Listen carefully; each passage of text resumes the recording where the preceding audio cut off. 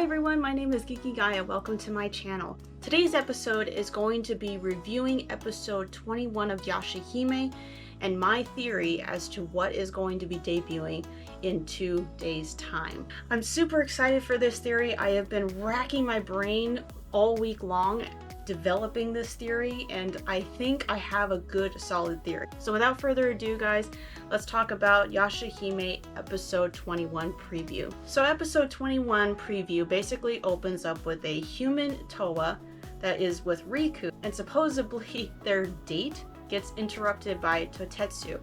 During this date, Riku basically tells Towa that he is going to tell her about the woman who raised him and his master and the reason why he gazes up at the stars. I'm going to try to lay out this theory to the best of my ability, so bear with me guys, I will do my best. So let's talk about what pearls that Riku is referring to that appeared the day that the great dog demon passed away. I think in this moment he is actually talking about the 2 pearls that Towa and Setsuna have. So the running theory is that Zero and Kirinmaru are brother and sister. I still believe that. I think her anger towards Sesshomaru's family, as she so called it, and wanting nothing more than disaster to happen to the family is for a good reason. I think it's because she wasn't chosen to be Toga's mate. Inuyukimi was chosen as Toga's mate. So basically Zero loses Toga to Inuyukimi, and then to dig the knife just a little bit more, she then loses him again to a human. And if the 3rd movie still serves as canon, the day that Toga dies is the same day that Izayoi birthed Inuyasha. I think those tears were created the same day that the Great Dog Demon passed, because despite that Zero lost to Inuyukimi and Izayoi, she still had feelings for Toga, and thus produced the 2 rainbow pearls from her tears. Now, of course, after losing Toga, Inuyukimi was still heartbroken, and years later, to her surprise, she finds out that Sesshomaru is now following the same path as Toga once did. So, in anger, she tells her brother Kirinmaru to go after his family and to kill his two daughters, Towa and Setsuna. Now, the 3 rainbow pearls that Riku has, I think those ones are indeed from the tears of Kirinmaru. Now, I know this is still a lot to take in, but trust me, I have a reason. Now, of course, there's the whole question of, is Riku a half demon? Is Riku a human? Is Riku a full demon? I believe, if my theory is correct, that he is indeed a half demon. And I think the woman that he is going to be introducing to Towa as the woman who raised him is none other than the priestess Midoriko. I think sometime, maybe even around the same time as Toga was with Izayoi, that Kirinmaru was in love with Midoriko. So let's just say that Kirinmaru and Midoriko have a very strong and good relationship, but something comes between them.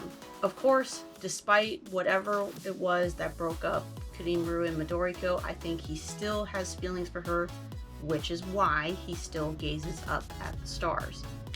Now, as far as the woman who raised Riku, I believe it was Zero, but the woman who birthed him, I think, was indeed Midoriko.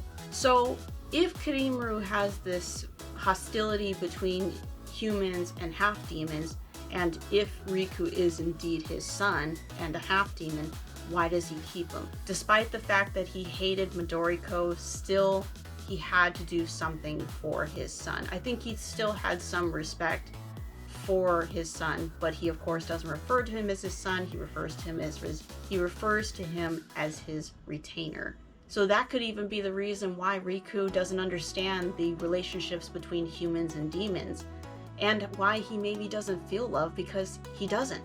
Kirinmaru doesn't treat him as a son, he treats him as another pupil, which also explains why Kyuki and Konton in that preview have such disgusting looks towards Riku because they know he's a half demon. Kirinmaru, of course, will use him because he is his son, but he will never probably refer to him as his son.